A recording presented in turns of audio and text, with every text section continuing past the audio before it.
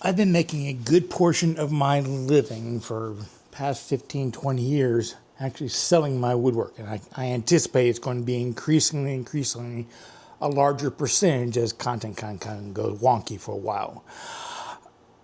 And there's this romantic idea in my mind that this journey of woodworking online, I'm probably going to end up being an old man box maker, because making small boxes is the funnest thing I do in the craft, the stuff I enjoy the most. And whenever I go to, symposiums or galleries or shows, y'all might have seen a little bit of a bias of what kind of projects I focus on for inspiration. It's generally boxes.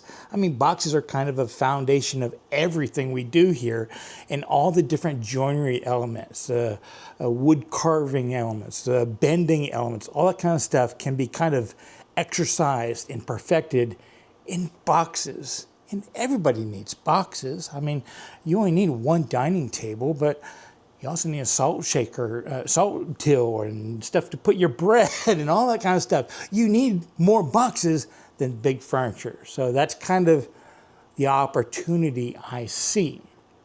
Now, as I said, I've been selling my woodworking for a long time, and I sell a lot of boxes. But there's this kind of dichotomy out there. I appreciate and I really enjoy doing the highly intricate artistic boxes, the kind of stuff that you kind of collect, you put it as an art piece, you admire and stuff like that. But I hate to say this. You sell that kind of box, one, to a customer. Once they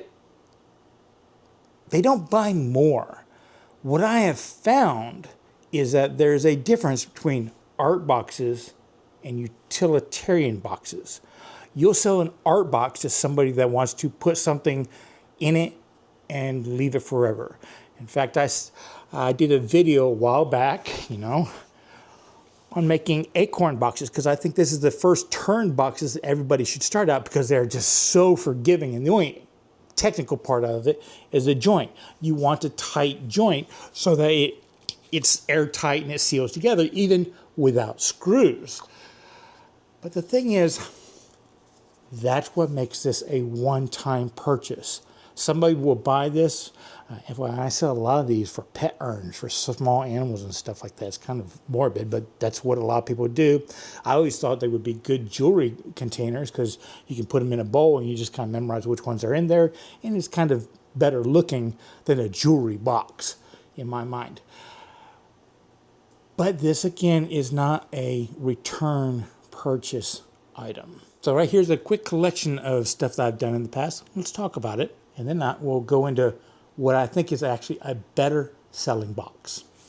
So here's a collection of turned boxes. Again, I sell my products, so I don't tend to hold on to them. This just happened to be some inventory I had left over, and two pieces out of my dad's collection that he was especially proud of.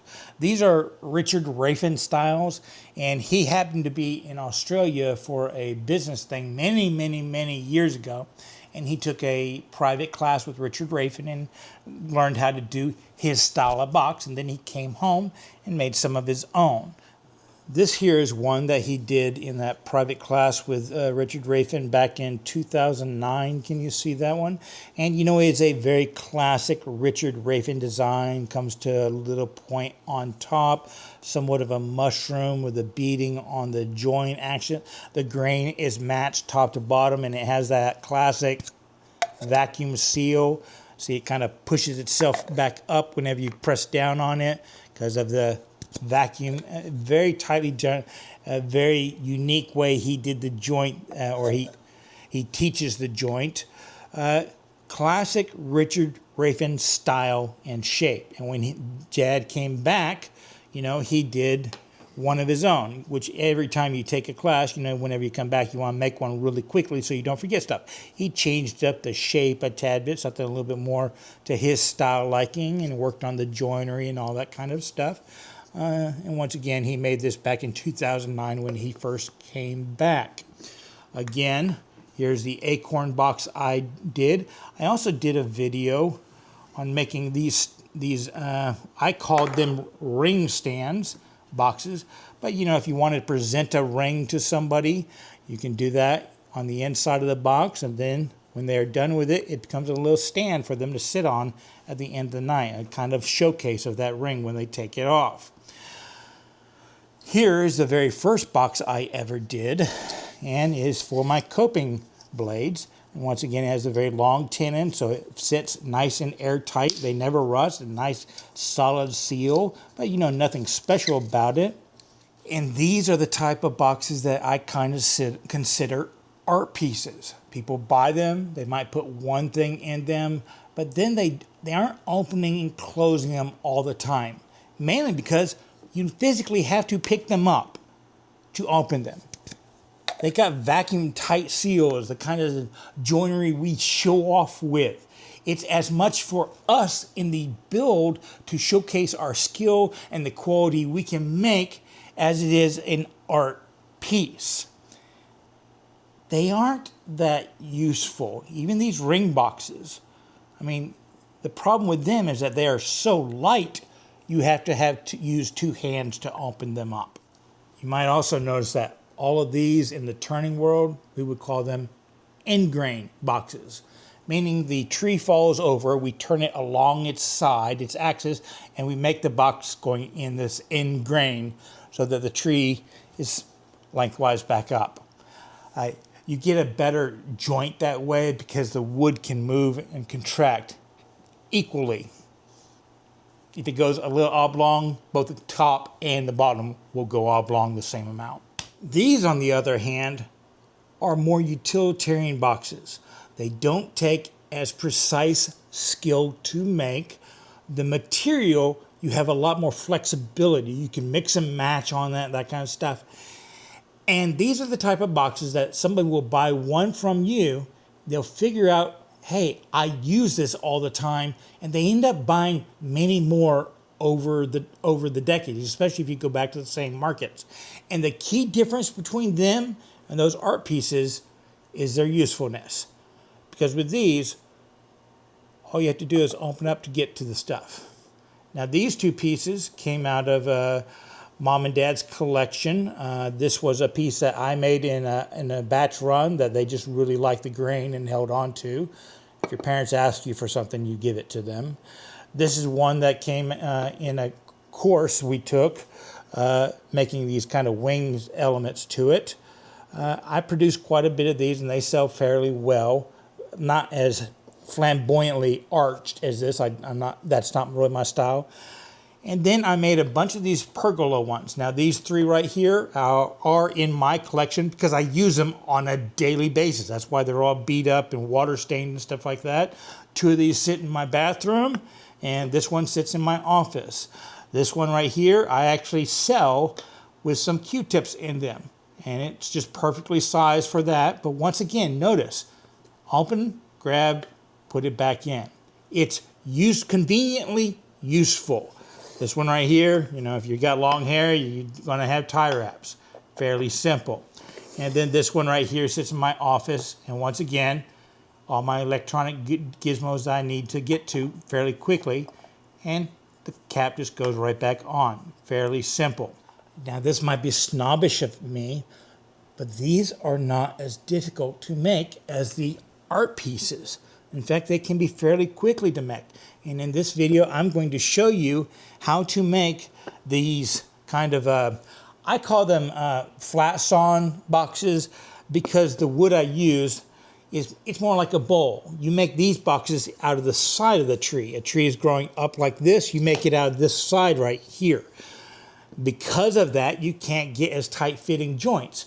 But you don't need to for this quality, this style of work, which kind of has in my mind that it's less skill and quality based because there is a lot more room for tolerances. Same with this one right here is an end grain box. You can use the same techniques with end grain box because there's a tad bit of looseness so that no matter how the humidity is, again, this one sits in my bathroom, so showers, that kind of stuff, humidity is constantly changing. You always want it to be able to take it on and off. These right here are kind of odd. They're coming at an angle. So in this video, I'm going to talk about these because these, as a box maker, are where I earn my most money. They require the least amount of labor to make for boxes. They follow some fairly simple rules, and they are very flexible to the type of material you'll use. And speaking of material, how about we start there in our discussion on making these kind of flat sawn boxes. Now, the kind of flat sawn boxes I like to make and that has sold very well for me, I get from the scrap of my bowl turning. We're going to make one out of this block right here. And this was a piece of scrap from a bowl turning. Notice the width of it.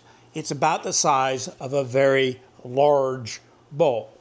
So whenever I harvest a tree, you have the round tree, and you always have that pith in the middle, right? That pith is always trash.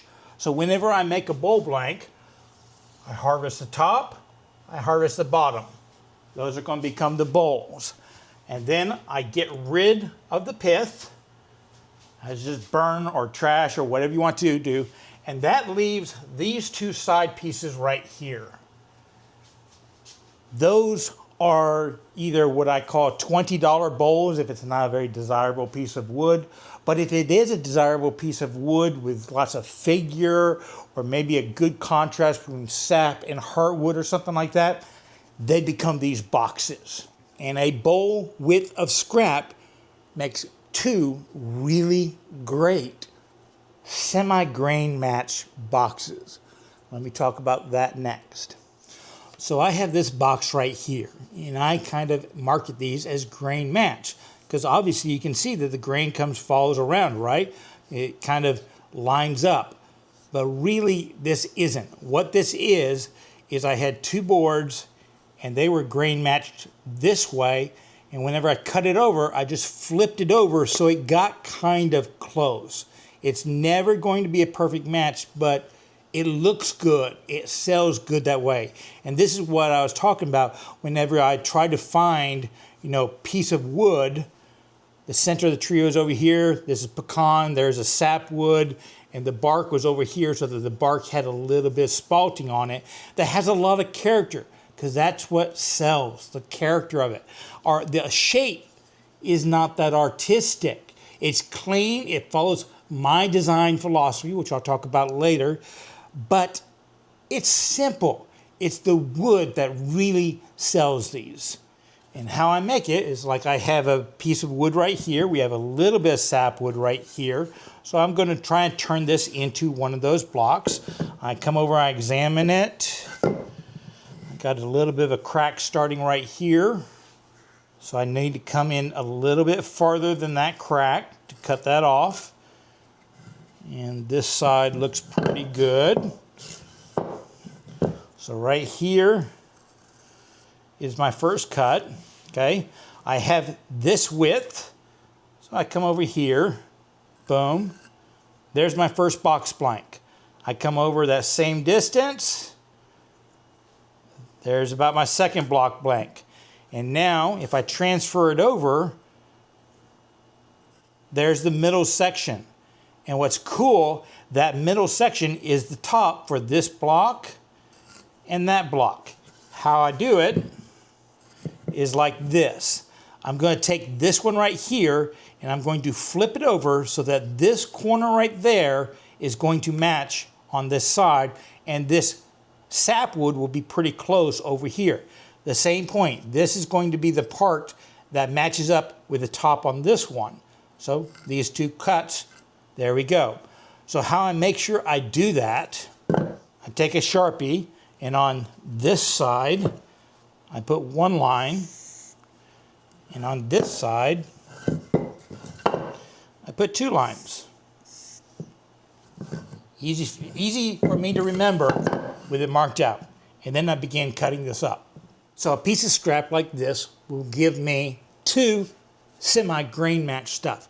But not all of y'all harvest your own lumbers. A lot of y'all have to buy it or you're getting the scraps. Remember, I said this is a scrap wood projects to make money from other places.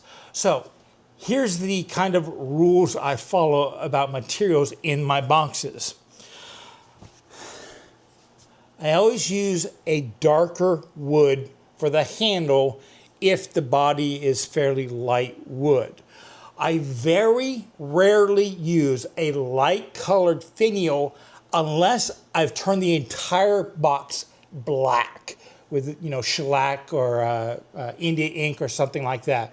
And because I have a lot of maple scraps, I do that quite often. But if I'm doing that, a lot of times I will make the lid a lighter color. Here's an example.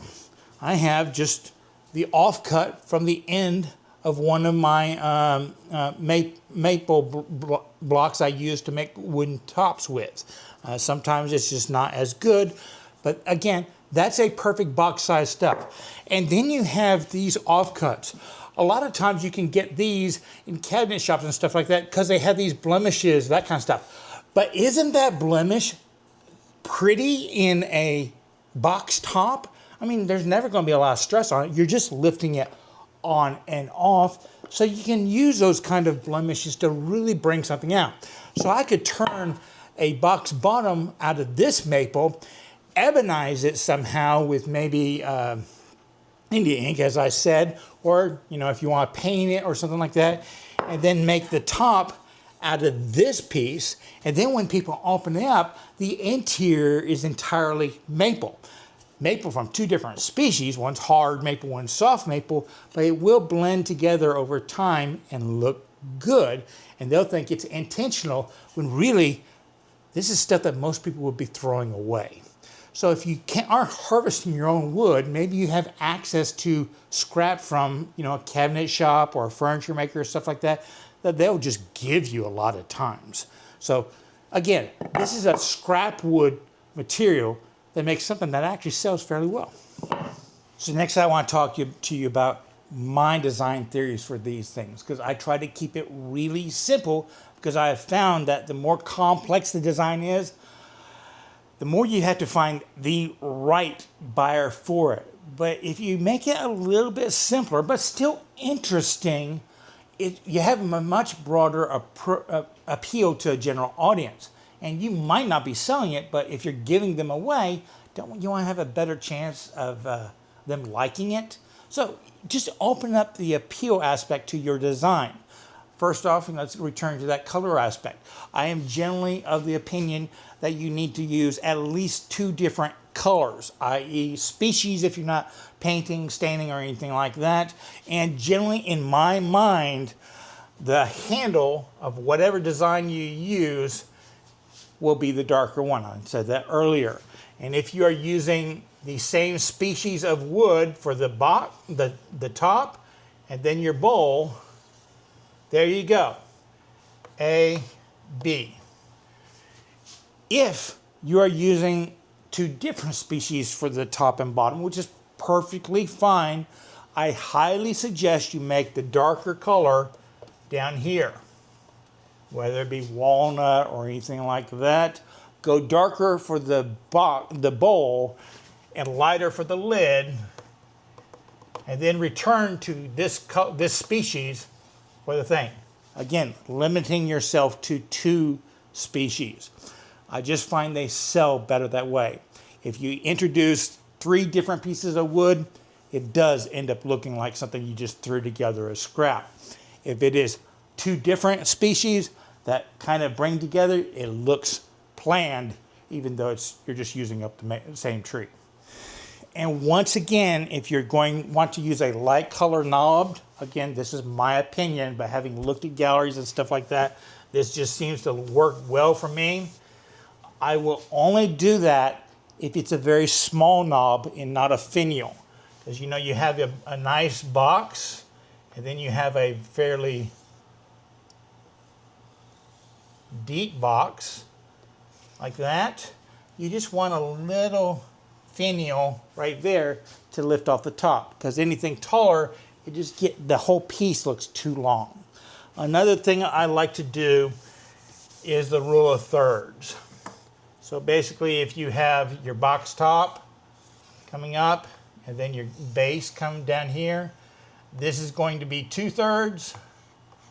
This is going to rise up 1/3, and then your finial itself would never be taller than 2/3, but it will never be less than 1/3.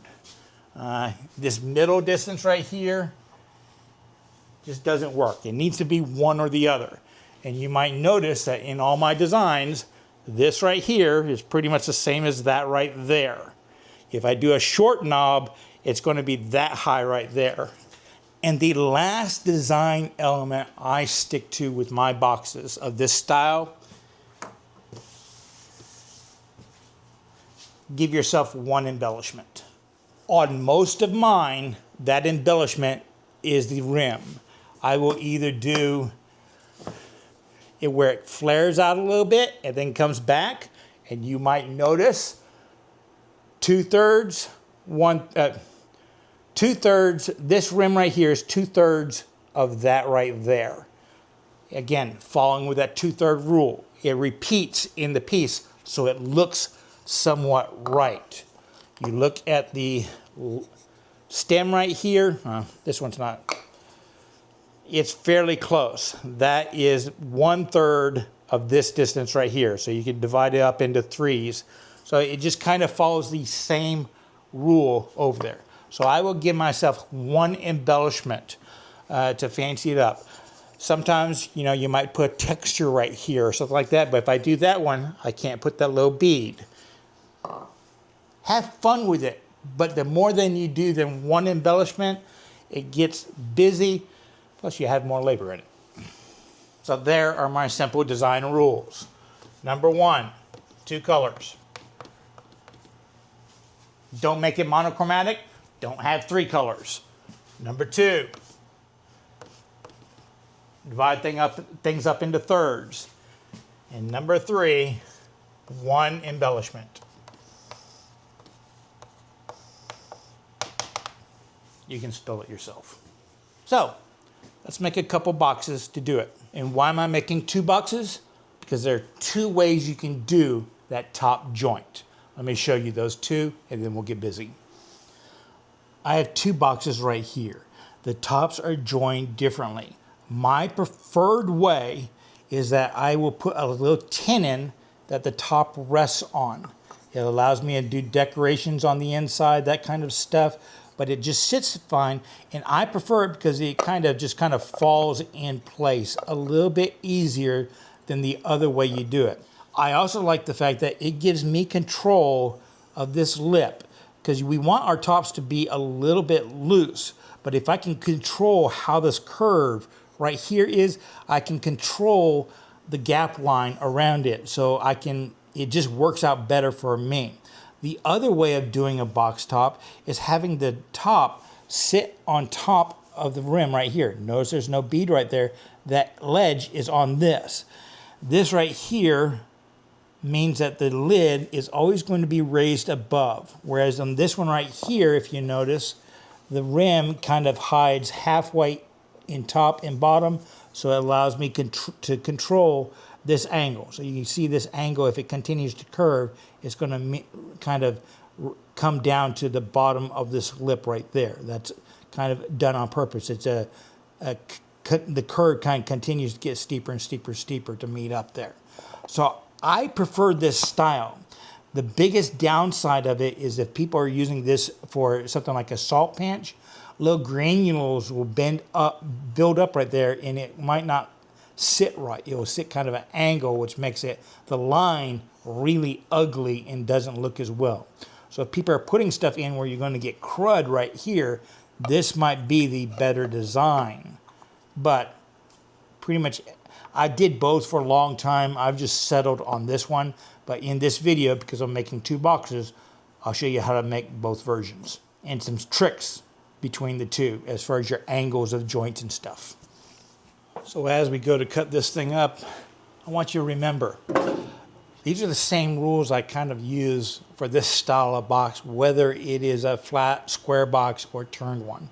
We're just doing turning on this one because that seems to be what most of y'all are interested in.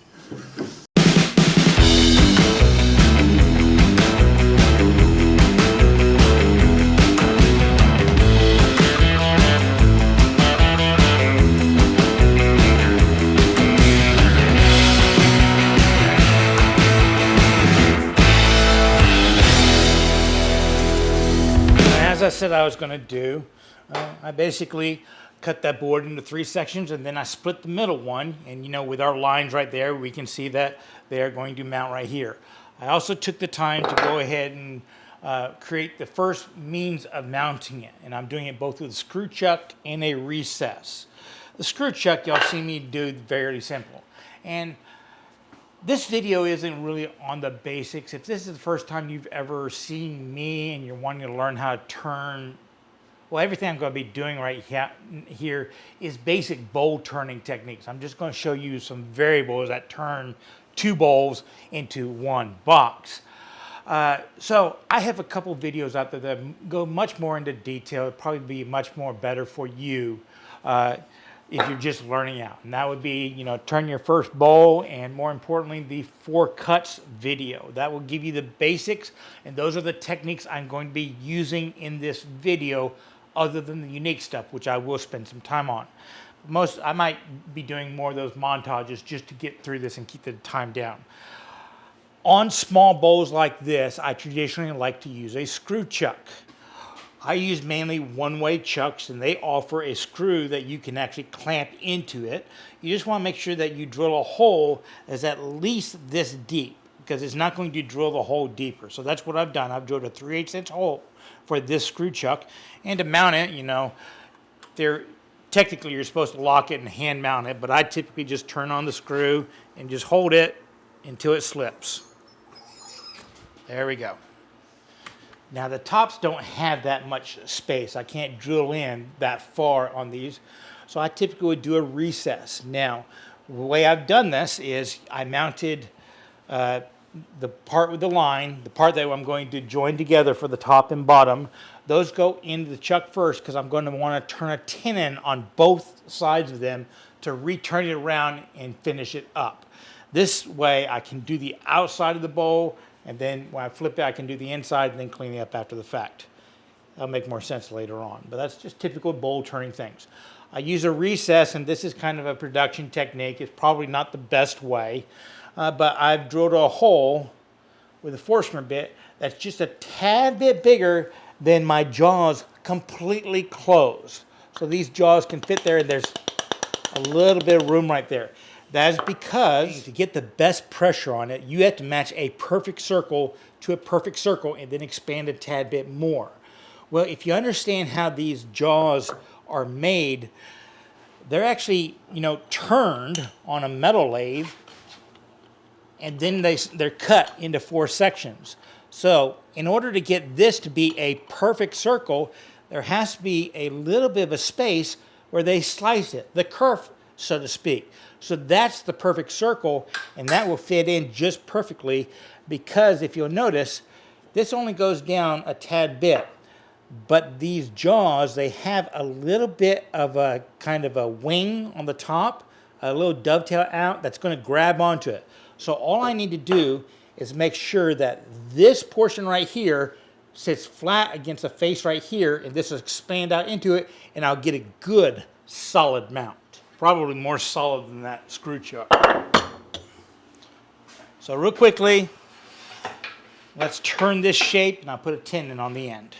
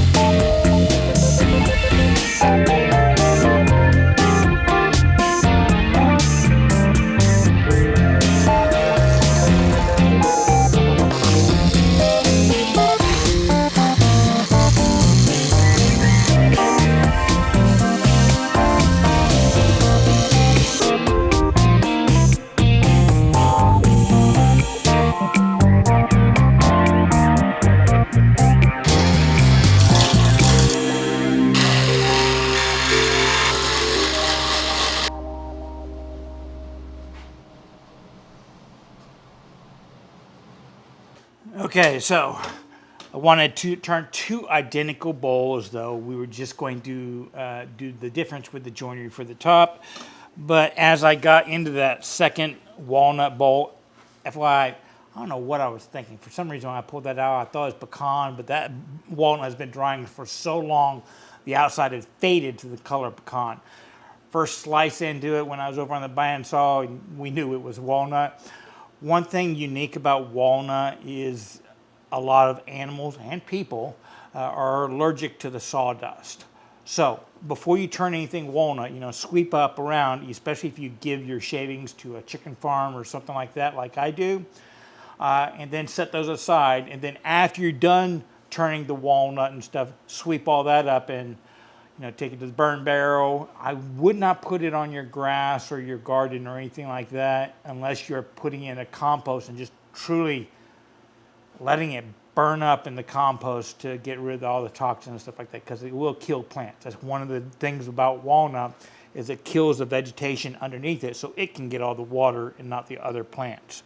So yeah, it was a walnut and it had a crack in it, and I just, Dad with cracks, he'd fill it with turquoise or something like that. I can't do the math to figure out how that is financially viable for me, because I forgot to square up the tenon on this one. Let me do that real quickly, because it just takes up so much time. I mean, you have labor involved. Yeah, the materials aren't that much money, but the labor gets you every single time. So I just don't do it myself. Other people have at it.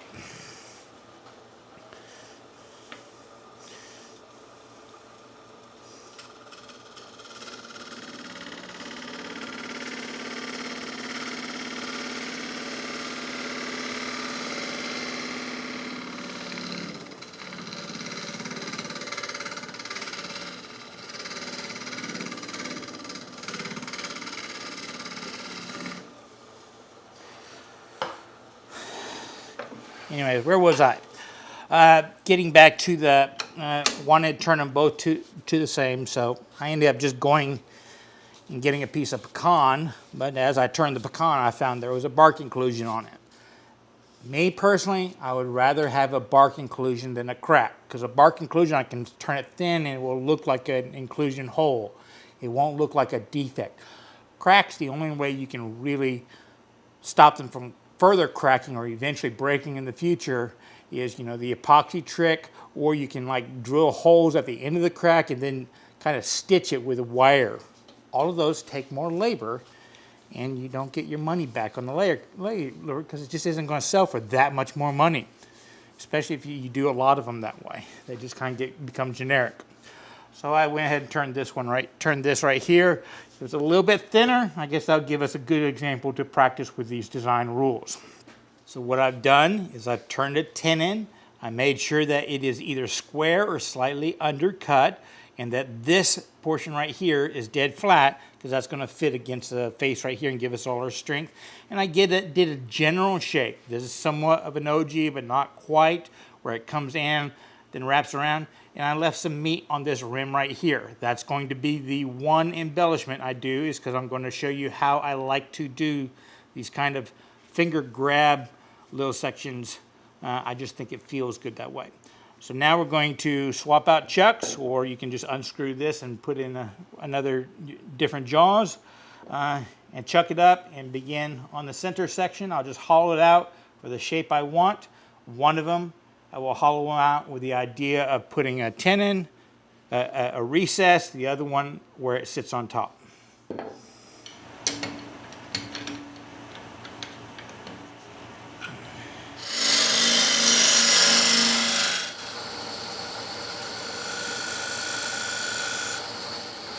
Okay, I'm in a bit of a predicament right here now. That other bowl had a crack, and since I took the top and bottoms out of the same board, I pretty much know that they're going to be the right size. But this piece right here, which I just picked up off the ground over there because I said, hey, that'd work. Well, it's quite a bit bigger. So whenever I get the maximum lid size out here, You know, I'm looking at an almost 1.25 inch rim, which that's going to look like crap. But bigger things sell for more money. But it's kind of one of those things that you can have a giant bowl, but if it doesn't look right or there's something off on it, I don't think it will sell as well because it's just not right. It doesn't improve your brand. So what I'm going to do is I'm just going to remove a whole bunch of material off of this and probably get rid of most of that bark inclusion, at the same time eliminating another issue, and size it more like the other ones. So sometimes I just think it's advantageous. You gotta waste a little bit of wood in order to make a better product. You don't have to maximize everything.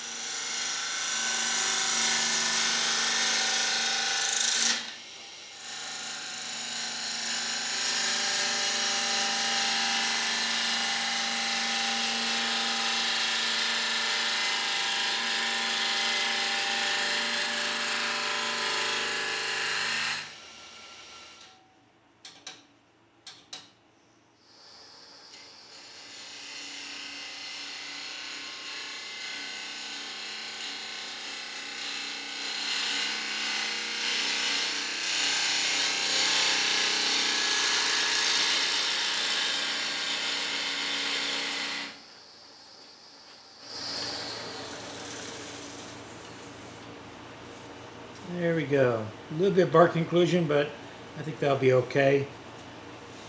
Damn, don't you just love really hard woods? I mean, this is a pecan that's been drying for 9 years. It is totally dry. Look at the polish it takes just straight off the blade. It's just so cool. Gotta love that. Sharp tools, go fast.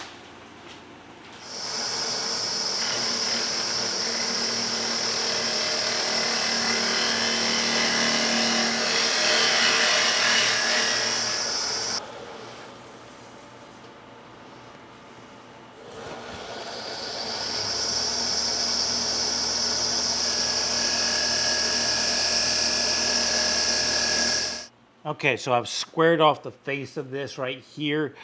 This is the walnut one, the first one that didn't crack on it. And on this bowl right here, I'm going to create it so that the lid fits inside the bowl. There's going to be a little ledge for it to sit on.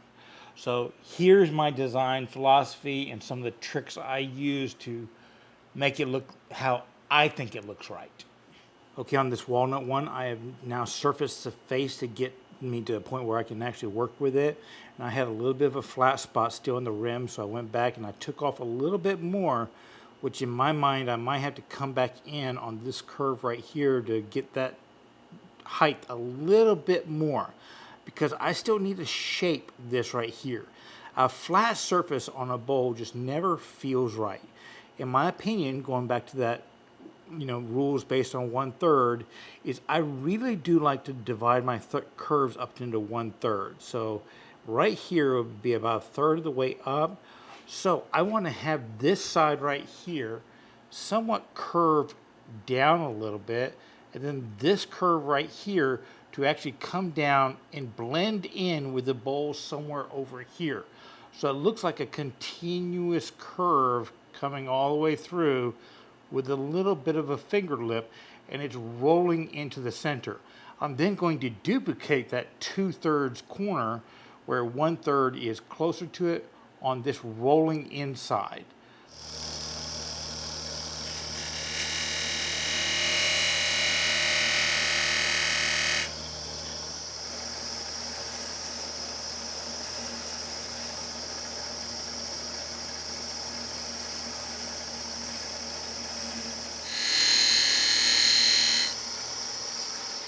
And people, please remember, that when your design tolerances exceed your current skill with a blade, well, sandpaper is a cutting tool. So for those really fine points, don't be afraid to hit to a handheld grinder.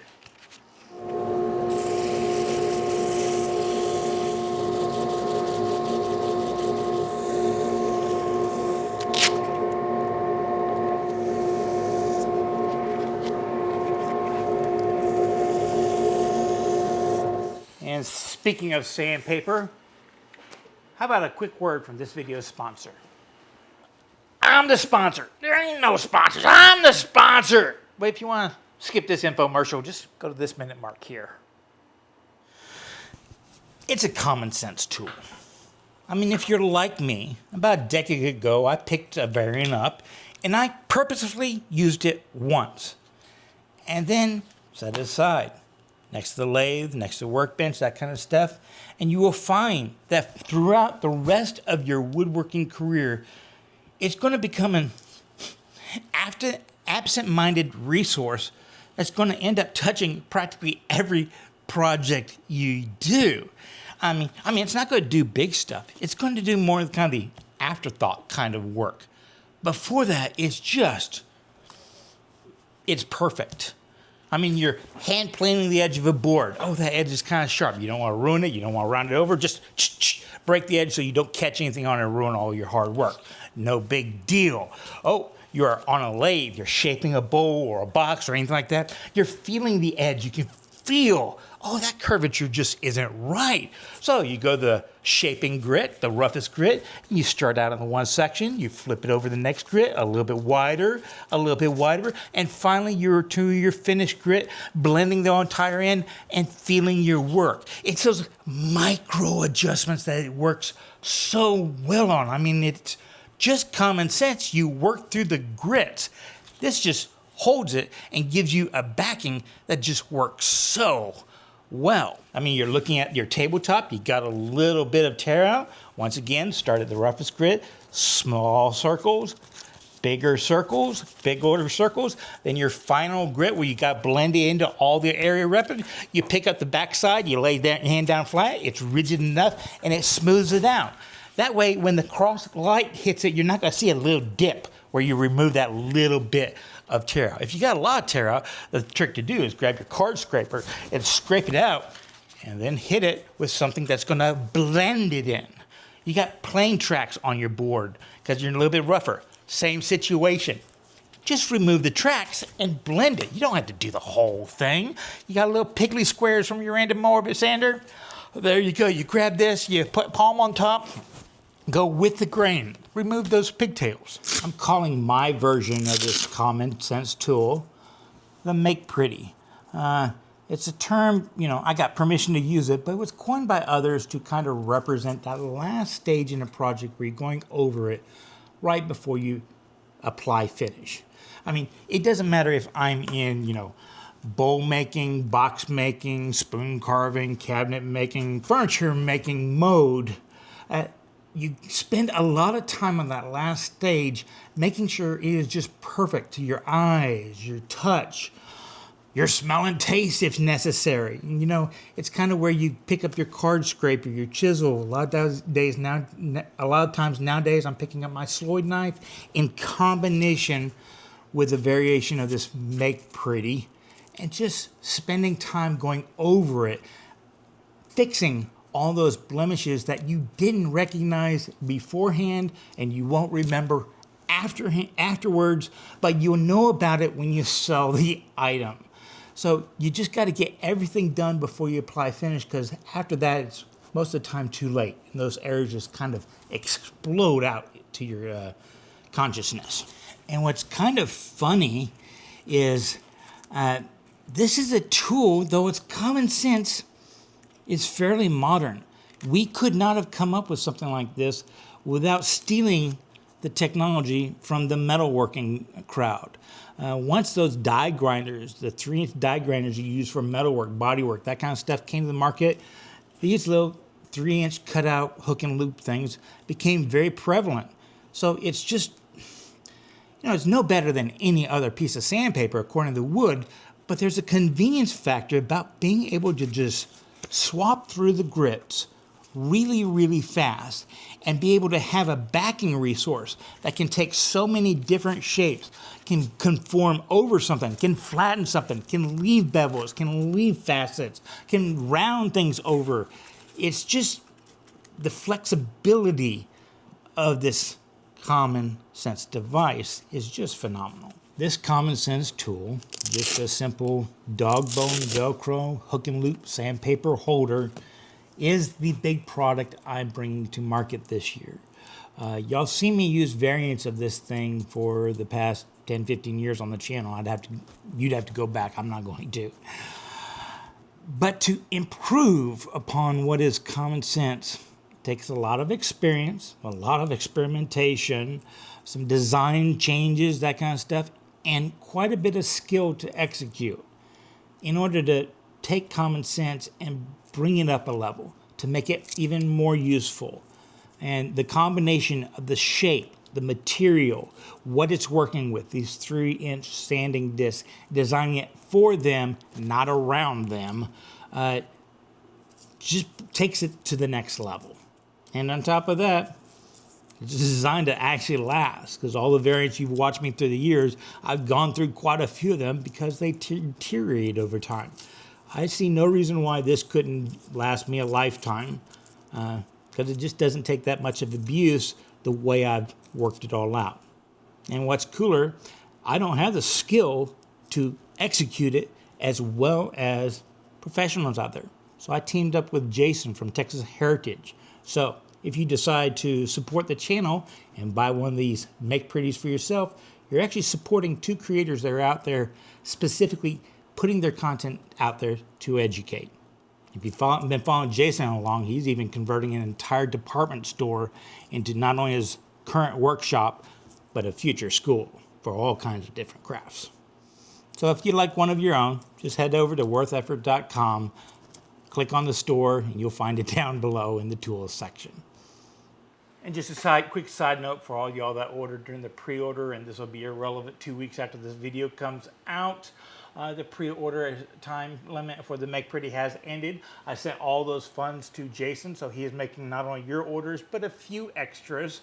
So if anybody orders between now and when they come in, you'll just be kind of delayed a little bit until they come in, just like the pre-order people. As soon as Jason ships them to me, I'll put in the sample sandpaper pieces and send them out to you. If you're following along on my Instagram, you can see that this very week Jason has been in production mode of making those. They'll be in your hands soon.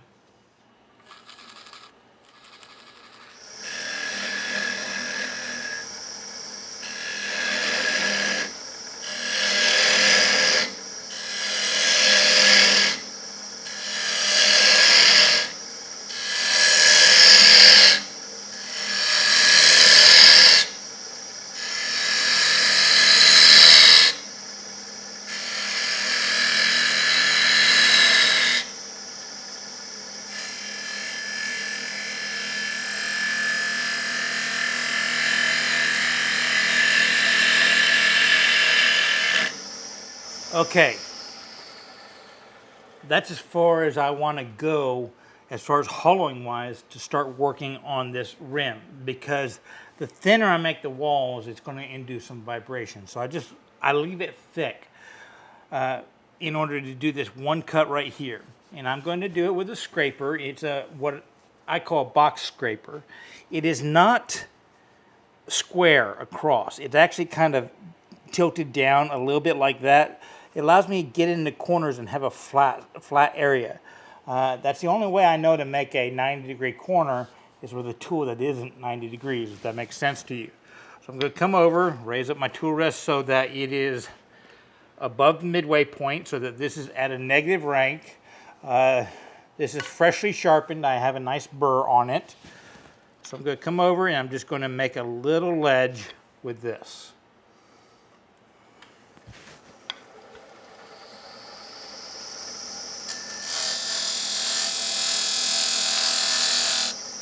One other thing, you might notice we had this midway point in the circle as it goes around.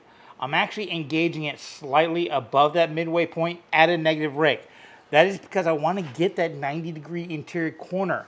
So on my tool, I have actually kind of taken away this corner right here, and by getting above that, I know that the back of the circle is not going to be hitting the bottom of my tool and pushing it out.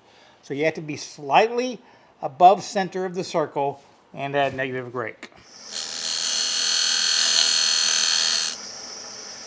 And the last thing I want to do is, you see that interior corner right there? That's where a lot of schmutz will collect as it sits down. And I always want it to sit solidly. So I'm going to remove just a tad bit of extra material down at the bottom of that corner right there. I'm going to do that with my skew, but not in the way you think. A lot of people would think I'm going to use that tip right there, and because that angle is a lot steeper than the scraper I did, I could get it in there. That's not what I want to do. I actually want to use this surface right here. It creates that nice triangle right here, and the scraping action is happening on top of this. So I'm going to lower the tool rest. Now on my skew, this is somewhat wonky because I have actually curved over this bottom section, so I have to be very careful when I do that. I'm going to come in here. I'm going to hit that interior curve, making sure I keep this at a negative angle. And I'm just going to try to remove a little bit in that corner just to make this thing sit right.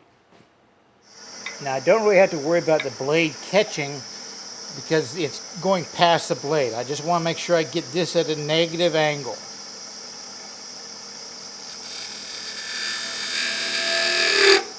There we go. That right there should be it. And then I can clean it up a little bit if I want to. And what you're end up with is just that slightest of recess in that corner right there. That way any salt or sugar right there, if it does collect on the edge, you'll kind of fall into that crack and it'll still be able to sit evenly.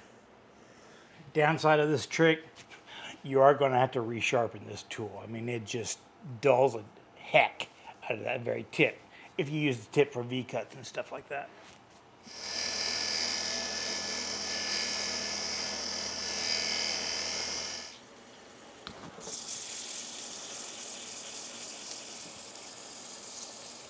And that's pretty much it. Just a little bit of more shaping, and I'll be ready to hollow out the rest of this interior bowl, do a final sanding and finish.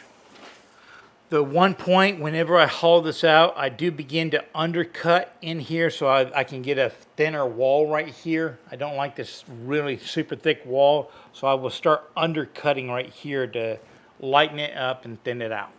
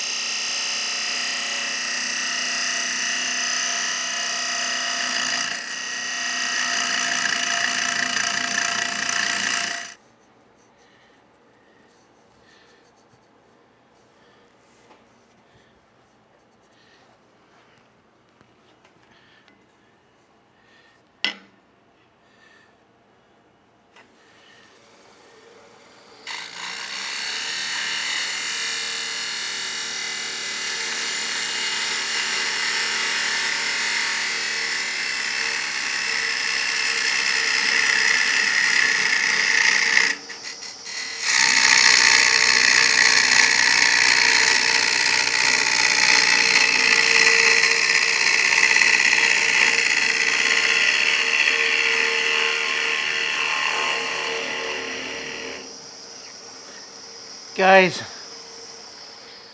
sometimes you don't need to do what I do.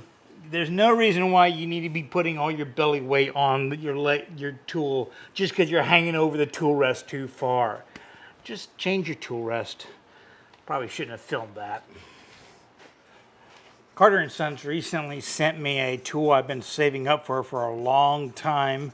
And I'll do a video on that in the future. It's a deep hollowing setup. But in the box, they included this negative rake scraper, I've never used any of their handles before. The weight is pretty good, or pretty heavy, so I thought I'd try it out here. Again, I did not pay for this tool. They just sent it in with another order I had, I guess, to see me try it out.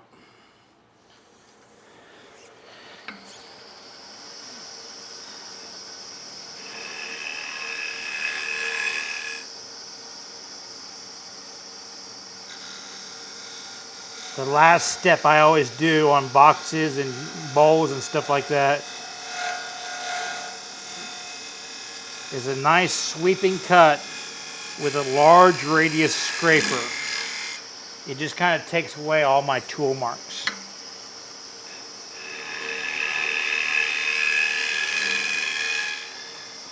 My initial impression is, I like the steel. I mean, it's just a negative rate scraper. I'll have to put the steel through a long-term test. But y'all know me, I'm a bit of a heavy-handed turner. I'm not used to, I feel like I need to have a longer handle so I can really wrench down on it. But this is a fine cutting tool. It's not like my normal scrapers. So really, the weight of the tool is all it should require. I'm just not used to turning that like that because I'm a scalded ape at the lathe.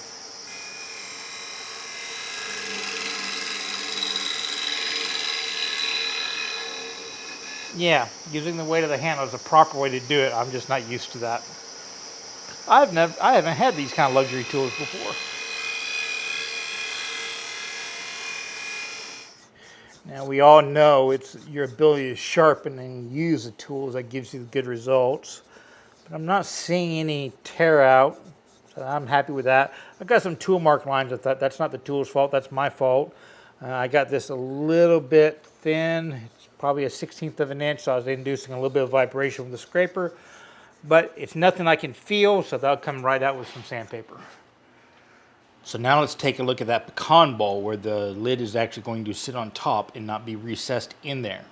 I went ahead and cut down the rim a little bit because it has to come in a little bit further than this one. So in my general 1/3, 2/3, 3/3 rule, I'm going to take this side as 2/3. But remember, the lid is going to sit on top. So we actually now need to create 3/3 on top, 2/3, 3/3, plus a little bit, probably an extra third. So the easiest way I do that, I'm going to take this distance and double it, and just assume that the lip that's coming over is basically going to be the same as a third.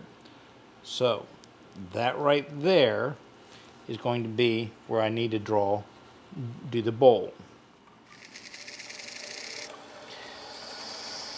Now that looks like it's going to be a very big rim, but remember, we're going to be overlapping it quite a bit. So all this is going to disappear underneath the lid. So it will look fairly similar to the other one. So real quickly, I need to go ahead and get rid of this, and then I will show you how I shape both this rim and the changes I do to the interior to compensate for that really large rim.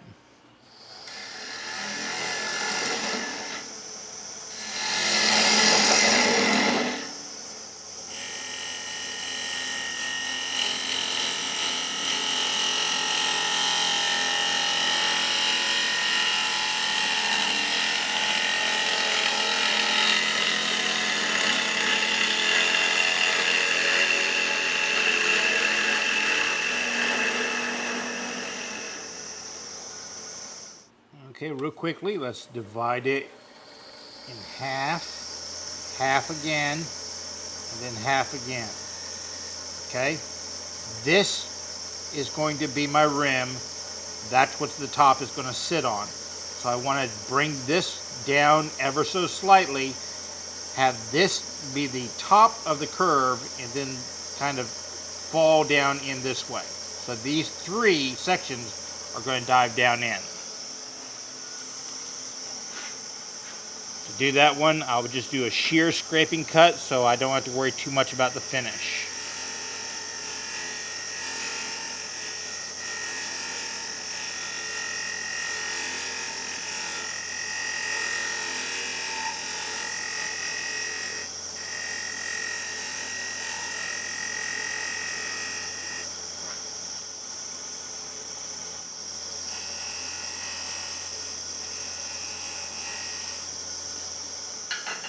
And the last bit of shaping I'll just do with sandpaper. Make my life easier. And once again, I'm using my box cutting scraper. And when I say perfectly 90 degrees, you just don't want it to be this angle. If it was to come back ever so slightly this way, it's not that big a deal. You need to be a little bit higher.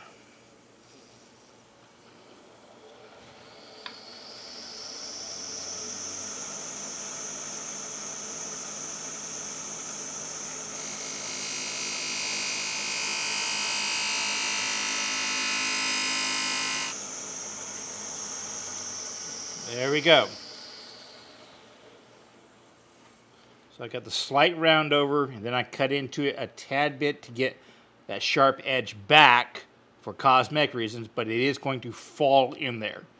So now the rest of this I could just smooth this out and call it done, or I could give it a little bit more volume by scraping in this way and then scooping it out.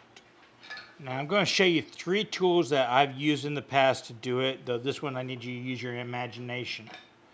I don't know where it is, I think I might have given away, but they make a version of this tool which is actually reversed, and it has a slight cutout right there. And the idea is you use it to come in underneath the rims. I made this a very long time ago, and it's just a piece of steel that we bent slightly. And you can do that here. The thing is, you just have to be careful where your position is on the tool rest so that it is somewhat in line with that. Otherwise, it will torque around on you. This one takes a little bit of finesse to do. Another tool I use fairly successfully is this thing right here. This is actually designed for making recesses for your dovetail chucks, because that angle fits perfectly, and that cutout right there is the horizontal, so you just kind of come in sideways, and if you're making a recess to fit for your chucks, that's the perfect angle. I've never used it for that one. What I would do is I will reposition my tool rest and come in like this. And it's a slight angle, but you just have to make sure that the tool rest is fitting behind this one so it doesn't torque around on you. And then it's just a matter of kind of whittling away. I'm not coming directly underneath, I'm kind of coming at an angle. Then the rest of it I'll hit with a bowl scraper.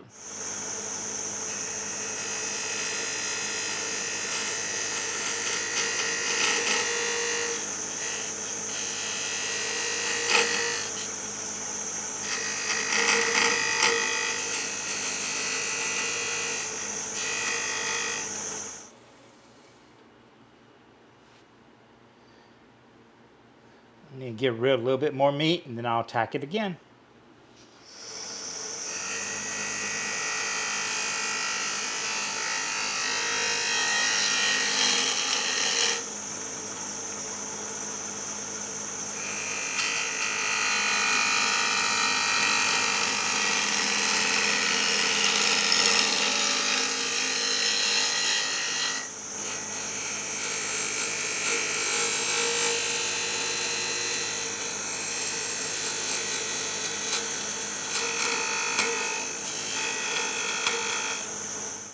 And this is one of those tools I wish I had long handle, because I need a brace. This is not too much of a brace for me.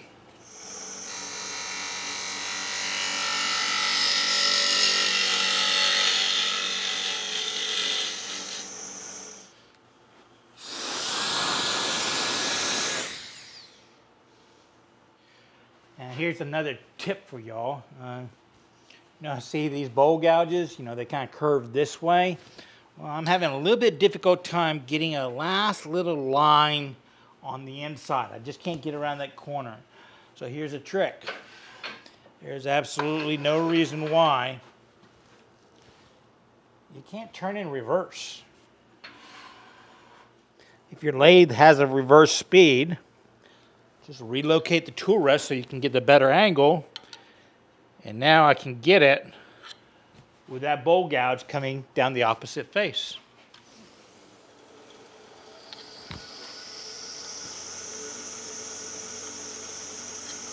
Helps to be able to see though.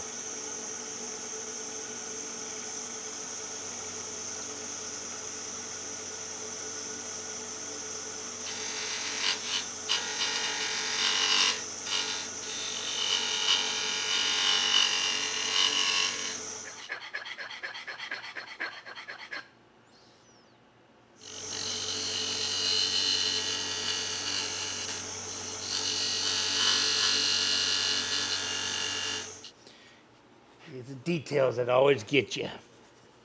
Much better. So next, let's turn our attention to the tops. And if you remember, I put a Forstner bit so that I could create a recess. I can expand the chuck out to hold it for the first time. This is going to be the inside of the box. So we have my box top. This is the inside right here. So real quickly, I'm going to illustrate what I'm about to do so that it makes sense. Because it takes a little bit of thought. So I have the first Forstner bit. I turn it sideways. So we have my top blank right here. I've turned the recess. I'm going to mount that up, and then I'm going to begin the shape of the top that I want. Just a nice gentle curve. But I'm not going to complete it. I'm actually going to leave a tenon on it like that. So what we end up with is something that's going to look something like that. So that I can then reverse that into the chuck. And then I can do whatever I want to the interior. I can then take that off for a third time, reverse it into a squeeze chuck, and turn off this tenon, complete it up, and mount up my finial. So that's what we're about to do. Step one, mount the chuck, which means I'm going to have to basically make the chuck as small as it will be, so that I can slide that on, hold it really tight, and expand out into that recess.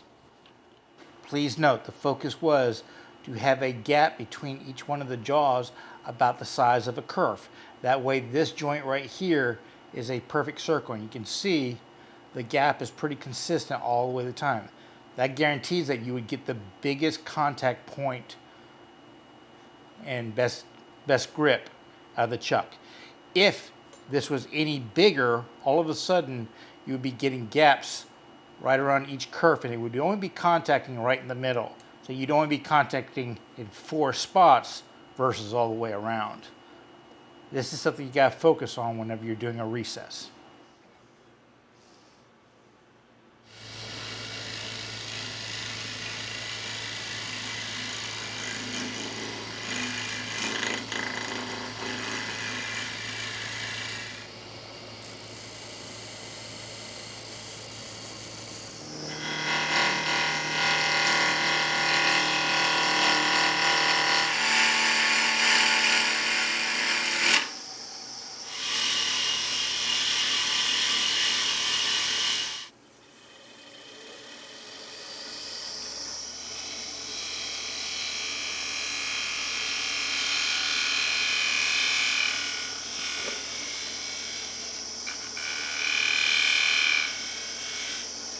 Okay, this next part is kind of tricky for me in that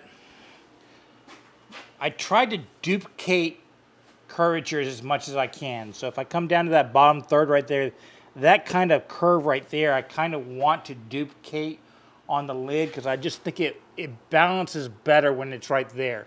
Just kind of a repeat of shapes.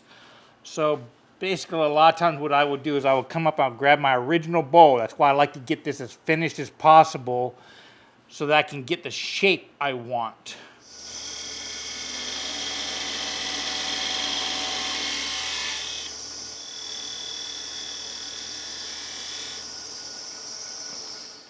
Now this isn't the final shape, but it gets me really, really close. And if you notice that this curve right here, if you continue on, it terminates below that section right here. So all that'll be removed, and I'll get a nice dome to the top.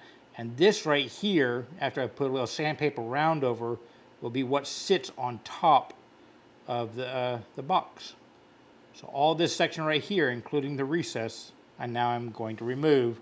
And I like to hollow out and shape the top a little bit.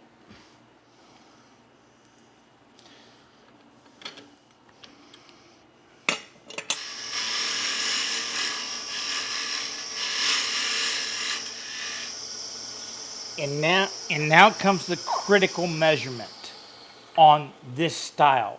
We need to get the tenon that's going to fit down inside the bowl. So we need this measurement, and we need it to be fairly precise. There's going to be a tad bit of wiggle room, But a lot of times I take care of that with sandpaper. If I get it just a perfect fit, I will sand it a little bit loose. But we shoot for the perfect fit. That way we have a little bit of leeway. So I went and got a quick measurement, and we're cutting a 10, and you can see how close we are. We're only going to have, you know, that little bit of a gap. So I'm actually going to start at the very edge, making my little indentation, and each time getting a little bit closer in. I'm going to ease my way in, if that makes sense to you.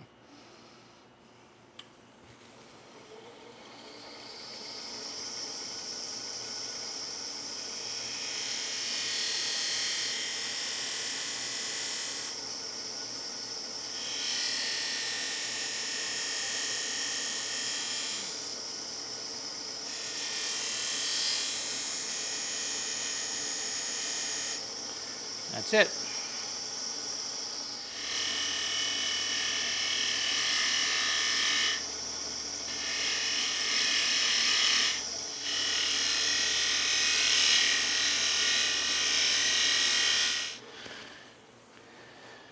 And before we go any further, we want to test it. Perfect. Too tight, won't fit. So I need to go just a little bit more. Just ease up into it. Remember, the way this works, you're taking twice the material off. So if I take a millimeter off, I'm actually reducing this diameter by 2 millimeters. So go easy.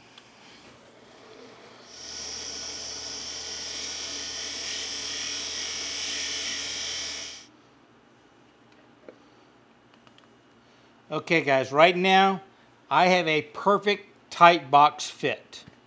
See that? It just right there.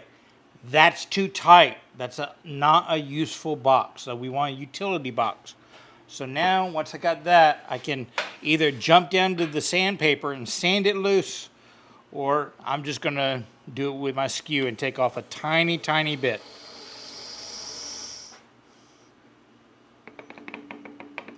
That's what I want here.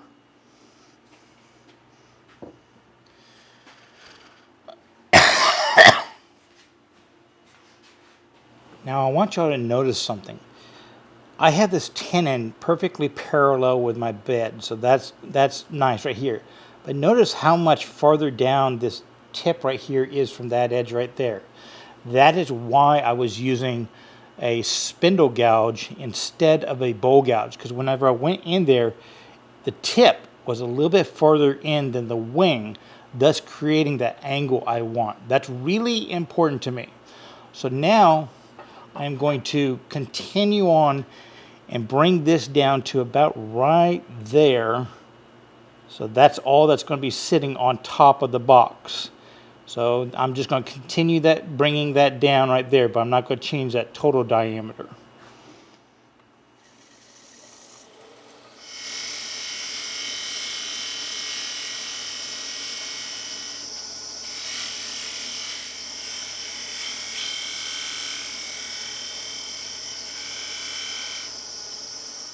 I'm now going to use that same skew trick where I'm using the flat as a scraper to get that interior corner, just a little bit of relief right in there. And I'm doing this for the same exact reason, schmutz.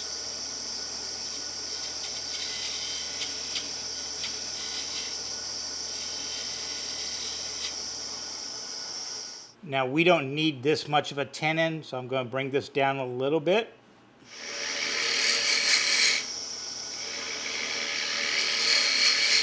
And the last thing I'm going to do is that edge right there, I'm going to put a little bit of a ramp on there, and then I'm going to round it with sandpaper. That way it will find the corresponding round over of the base, and it'll just kind of sneak right down.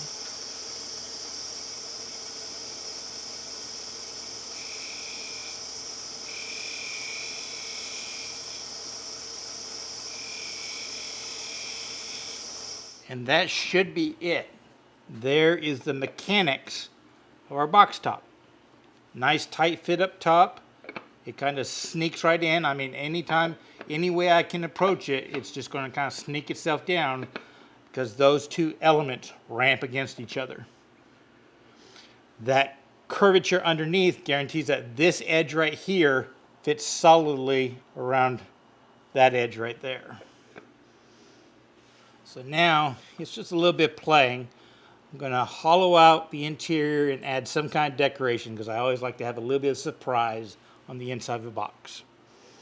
But one thing, we want to leave a little bit of meat right in the middle because we're going to be having a mortise coming in from the top to anchor our finial or our little handle. So you don't want to make it too thin, but it is nice to hollow out some of the weight of the top. Now I will say, if there's any part of this project that you need to spend extra time sanding and making perfect, it's a lid. Because that's what the people are going to be touching the most, it's what they're going to be seeing the most. So the finish on that one has to be your best out of the entire project. You want the entire project to be good, but spend a little extra time on that. At this point in time, basically I'm getting everything on the bottom completely done, and then maybe the top half of the top done, other than that tenon we're removing. Getting as much sanding as I can do as possible so I can blend it in a second. And that's that. All we gotta do is remove the top. So let's do the other one that sits in the recess. And really the only difference between those two is that important measurement. On this one, it was that tenon. On the other one, it's the entire outside diameter. So we gotta get that right first.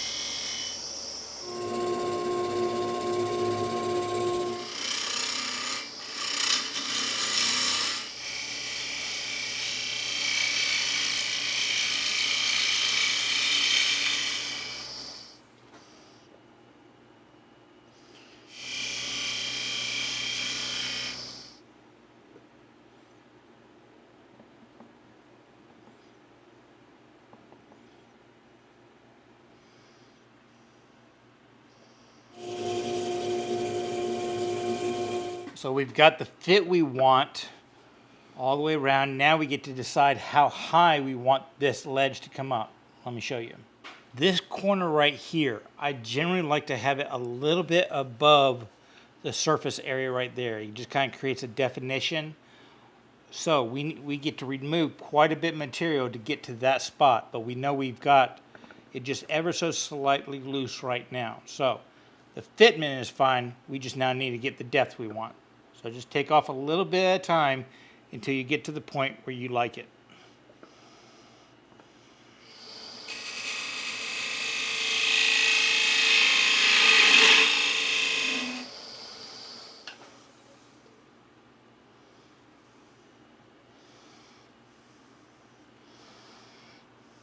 I think I'm happy with that. Now, one point I need to know, this surface right here, I'm going to undercut it ever so slightly when I'm shaping the interior, leaving just a little bit of a rim around the edge that's going to sit right there. Just to make it perfect.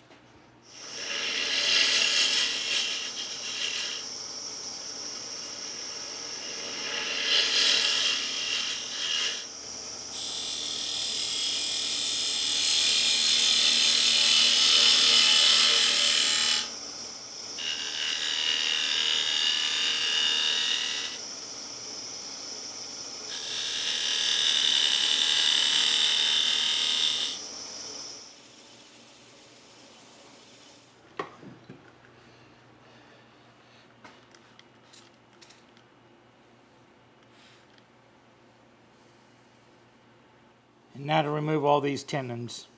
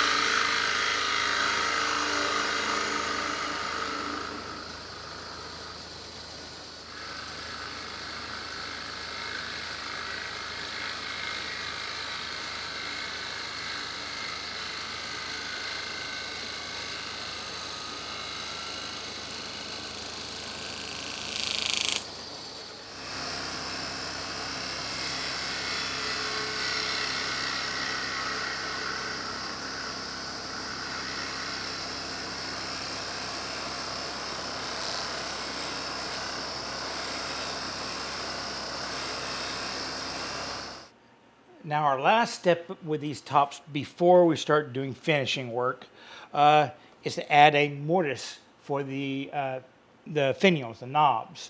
My personal opinion, these utilitarian bowls, make the knobs utilitarian, make them a little bit bulky, that kind of stuff, because the kind of markets I go to, the people that are going to be making these things, a very fine finial, very perfectly done, it's going to break. Also, because of that, I know transporting them back and forth to shows and stuff like that, these can get knocked off. So I don't actually glue them on. These are a pressure fit finial. If a customer buys it from them, I will tell them that, and I'll ask them, do you want me, before you take it home, to glue it on solid? Most of them just don't say no, and I've never heard back from anybody. But it's just a pressure fit. You could yank it off if you wanted to. I do that one because in case they break or fall off, I can just snap another one on because I carry extras with me. So to do that, I typically will use a 1/2 inch Forstner bit, just in a Jacob's chuck, and to guarantee it's in the center, just use your tailstock. You just don't want to go too deep because you don't want to punch through to the bottom, but remember, that's why we left a little bit of meat on the bottom. You also don't want to go too shallow because you do want enough so that the sides of the tenon will have something to bite onto. It's just a nice, easy pressure, and I generally do about 1/2 the Forstner bit thick depth. That seems to work for me. And word to the wise, as a wood turner, this is something everybody needs to know. When you're working with something sharp in the tailstock, before you do anything else, get rid of it. Either put it on a slide away stock or just take it off. Otherwise, you'll end up with lots of little band-aids and scars on your right arm. Don't ask me how I know. The last thing we got to do is the handle. And again, I've hammered down my dimension rules and stuff like that. There's only one critical part of the handle, and that is the joint. So we drilled a 1/2 inch mortise, so let's put a 1/2 inch tenon, and I'll show you how I hide that from the viewer.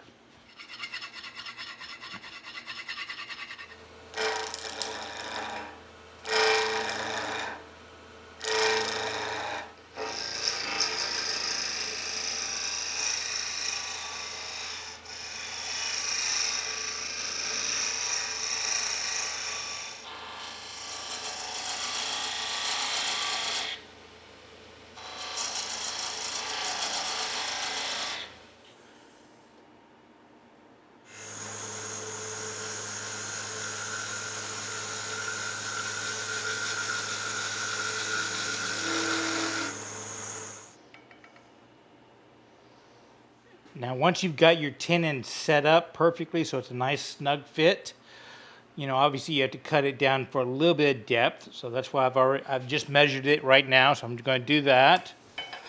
But then there's another trick.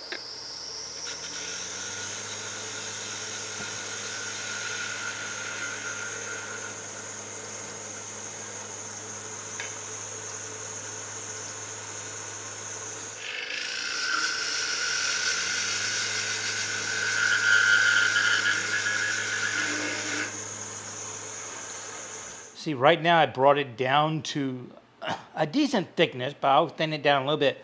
But that right there, that little gap right there, we need to undercut that quite a bit so that we know that it's going to fit fairly snugly on the box top, because the box top is curved.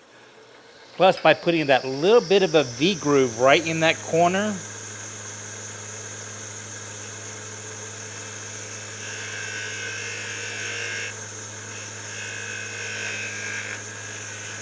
on the inside, we pretty much guarantee that we won't get much squeeze out at all. Glue squeeze out if we do glue it down.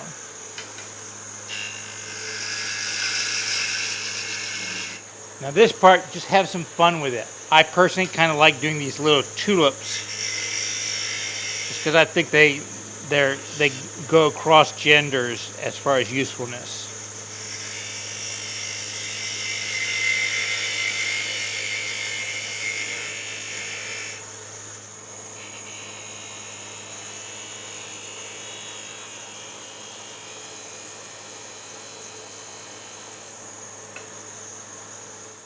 Then real quickly, I'll do a little bit of burnishing.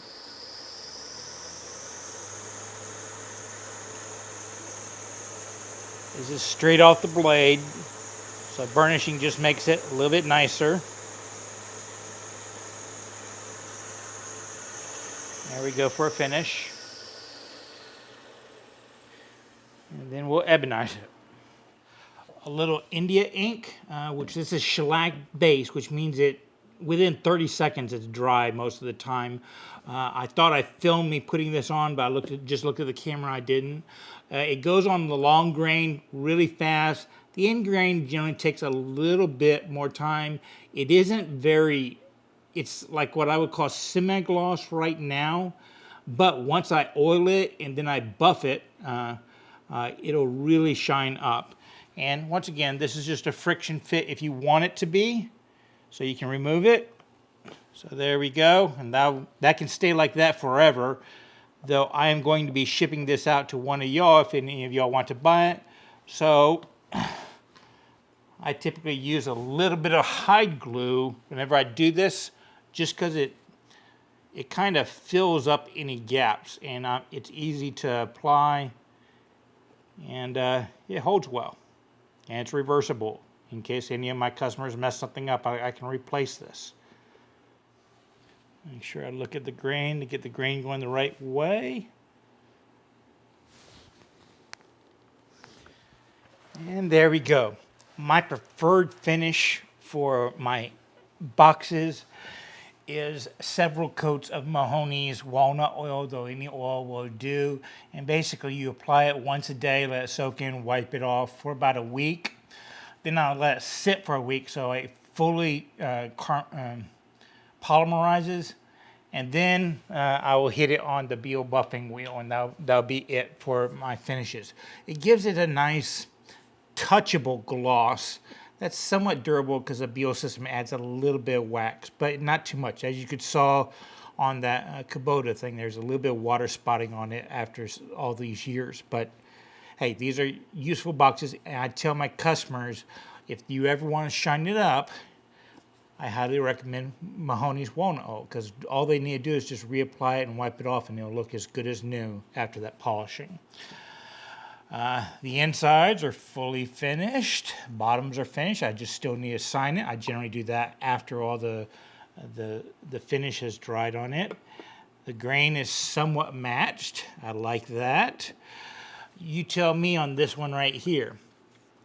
It goes against my color thing, where I like it go lighter up here and then match the grain down here. But because, you know, y'all saw the video, I went with walnut, and I took an offcut of that same log to make this right here. So these two should match, and this is a lighter color down below. And it is finished and undercut right there. And don't worry, I will apply the finish as the closing credits for this video to give y'all that really cool picturesque shot. So what do y'all think? Is this the kind of box you would do? If so, hey, make a few and tag me on Instagram, wortheffort_WW for woodworking. Show me what you got. Show me if you learned anything from this video. I hope you did. Lots of little tips all the way through it. It's a bit of a long one, but these are my, I'm not going to say I make the most money per item, but overall I sell more of this style because of be-back customers, and I don't spend as much time on them, because you can batch them out fairly easily. You just have to keep organized which top goes with which. I hope you enjoyed this video, picked up a few tips and tricks. And remember, it's always worth the effort to learn, create stuff, and share it with others. How about we apply some finish?